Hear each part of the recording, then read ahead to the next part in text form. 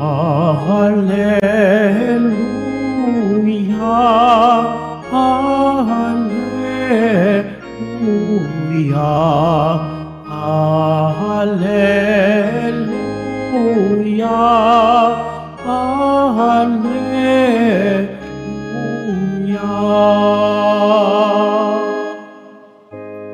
Salita ng Diyos ang buto na tanim ni Jesucristo upang tumubo sa tao. Hallelujah, Hallelujah, Hallelujah, Hallelujah.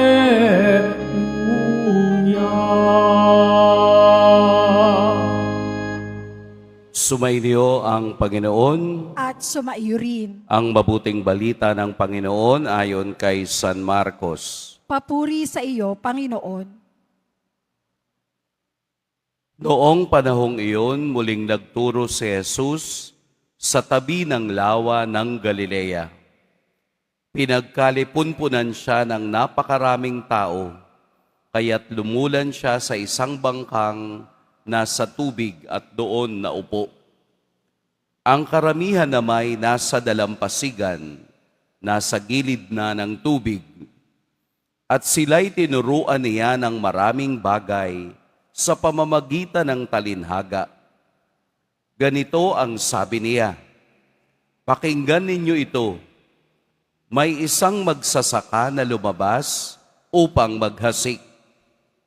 Sa kaniyang paghahasik ay may binhing nalaglag sa daan. Dumating ang mga ibon at tinuka ang mga iyon.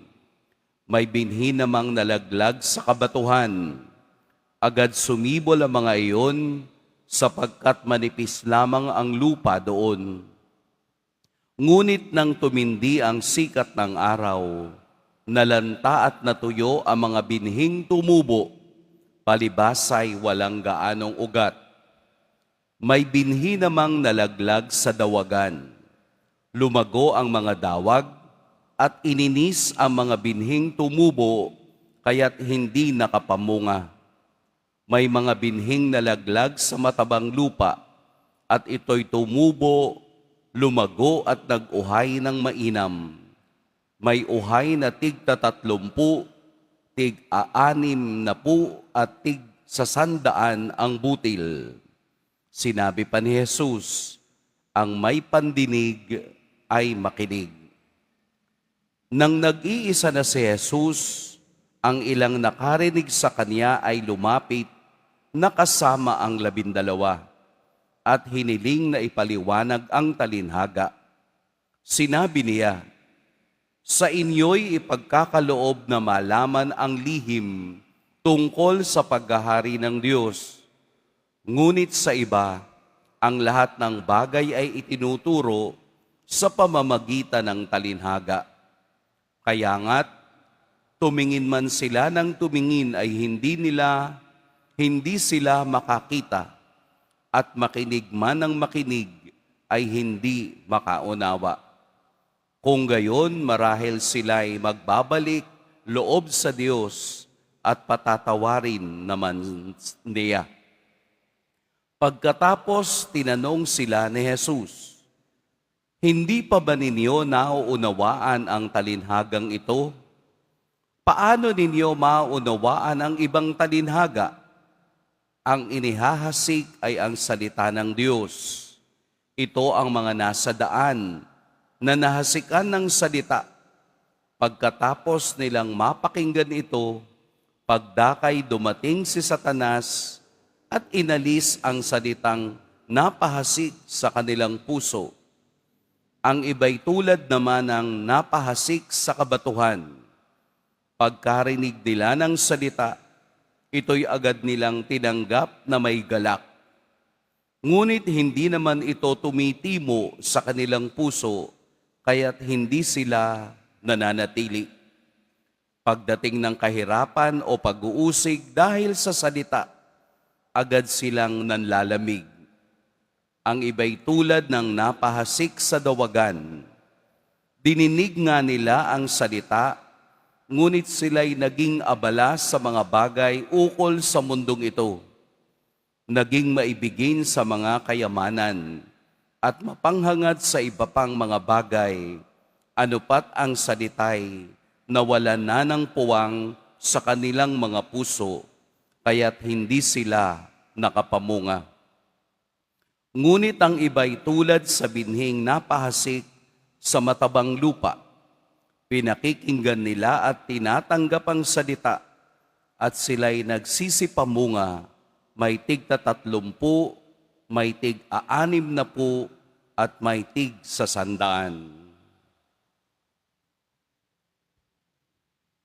Mga kapatid, ang mabuting balita ng Panginoon. Pinupuri ka namin, Panginoong Hesu Kristo. Magsiupo muna ang lahat. Magandang umaga po sa lahat.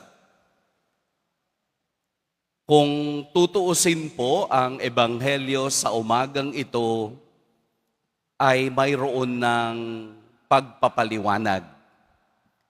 Mula sa isang talinhaga, ipinaliwanag ni Jesus ano yung talinhaga. Ipinaliwanag niya sa kaniyang mga alagad kung ano ang ibig sabihin ng kaniyang itinuro.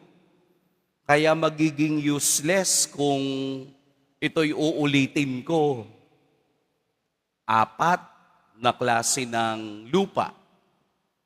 Sa unang bahagi ng Ebanghelyo, 4 na klase ng lupa at 4 na kahulugan ng lupang iyon ay pinaliwanag na ni Jesus. Kaya nga si Jesus ang pinakamagaling na homilista. Si Jesus ang pinakamagaling magpaliwanag. Ano na lang yung sa atin? Ang makinig, ang ating dapat gawin. Siguro familiar kayo sa salitang POV, point of view, na lagi nating nakikita yan sa mga reels, sa mga TikTok, sa mga Facebook. POV, point of view, o sa Tagalog ay punto de vista. Bawat isa sa atin ay may POV. Bawat isang nakikinig, nakakakita, ay mayroong point of view. Ibig sabihin ng point of view, point lang yun, tuldok, hindi pangkalahatan. Halimbawa, dito na nasa kanan, iba ang inyong point of view pag titingin kayo sa altar. Dito sa kaliwa, iba rin ang kanilang point of view pag titingin sa altar. Ganon din sa likod. Iba ang kanilang point of view, lalo na kapag nandun ka sa taas. Iba rin ang point of view. Ano ang ibig sabihin? Bakit kailangan nating tingnan ang point of view ng bawat isa? Dahil ang pinanggagalingan ng ating point of view ay general at tunay. Nagkakaiba-iba tayo sa pagtanggap. Ang point of view ay reception o pagtanggap sa sinasabi ng Diyos. Ito yung dapat nakapagpapabago sa lahat. Pero dahil may dalawang klase ng pagtanggap ang tao, hindi niya makita ang kabuuan ng gustong sabihin ng Diyos. Ano yung dalawang klase ng pagtanggap? Kapag bukas ka, it invites sa mas maraming kahulugan. Pero kapag sarado ka, it refuses to accept. Kapag bukas ang isip mo, mas natututunan mo ang kahulugan ng sinasabi ng Diyos. Pero kapag sarado ka, kahit anong point of view, hindi mo tatanggapin. Kaya nga yung 4 na klase ng lupa ay mapa ng ating puso. Anong klaseng lupa tayo sa 4? Dahil kung hindi natin alam ang klase ng lupang tayo mayroon, kailanman hindi natin mauunawaan ang talinhagang sinasabi ni Jesus. Ibig sabihin po, ang Diyos ay napaka-generous. Bakit? Kasi ang klase ng pagtatanim, ang klase ng ginagawang pamamaraan ng magsasakang ito ay broadcasting. Kukuha siya ng mga buto, kukuha siya ng mas marami sa kaniyang kamay at iyahagis niya kahit saan. Ganun ka-generous ang Diyos. Ano yung mga butong iyon? Ang mga butong iyon ay ang kaniyang mga biyaya na palagi niyang hinahagis sa lahat. Ang problema, saan ito babagsak? Saan bumabagsak ang generosity ng Diyos sa bawat isa? Ito ba ay ang pusong batuhan?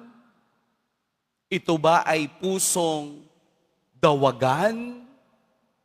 O ito ba ay pusong matigas o pusong tumatanggap? Sa atin pong pagdinilay sa araw na ito, lagi nating tingnan na ang bawat butil o butong hinahagis ng Diyos ay mayroong impact sa ating lahat. Ang aking pagtanggap o ang aking pag-reject sa kaniyang ibinibigay ay gumagawa ng impact sa aking buhay. Ano yung aking iiwanan? Mula sa ibinigay ng Diyos, tumubo ba ito sa akin upang aking maipasa sa iba? Sapagkat ang talinhagang ito, ang pundasyon ng katuruan ni Kristo. Nakikinig at namumunga. Pero sabi sa Isaías na ginamit ni Jesus, tumingin man sila ng tumingin, hindi nila makikita.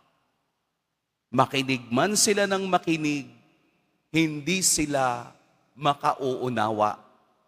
Kaya kahit anong saboy mo ng salita ng Diyos, kung ang pagtanggap ay hindi bukas, ito ngayon ang resulta ng taong hindi makauunawa.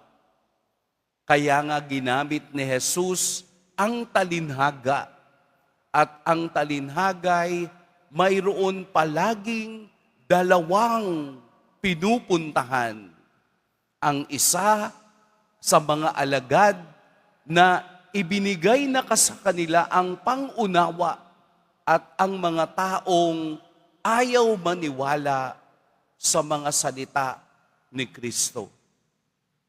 Narinig natin ang salitang salita. Dito po sa kasulatan, capital S, salita. Ibig sabihin kapag capital ang isang word, mahalaga iyon. Salita. You are not only referring to a word, you are referring to something important than the word. Sino ba yung salita? Si Jesus na nagkatawang tao. Kaya nga ito yung ating dinadasal tuwing Angelus. At ang salita ay nagkatawang tao. Ang salitang ito'y capital S dito sa kasulatan. Anong ibig sabihin? Na ang salitang isinasaboy ay walang iba kung hindi si Kristo. Ilang beses ninyong narinig yung salita sa Ebanghelyo? Kung kayo'y nakikinig, 8 beses. 8 beses bilang pagpapatunay na ang letra o ang number 8 ay governance and perfection of the purpose.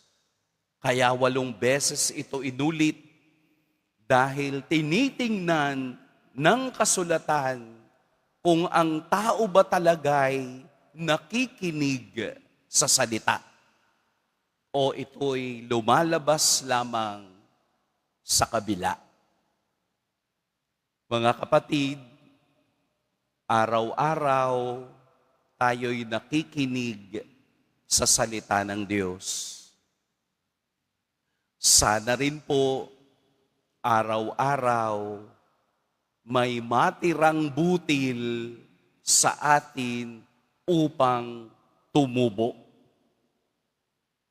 Sana mayroong tig-tatlumpu, tig-6 na po, at may tig-100.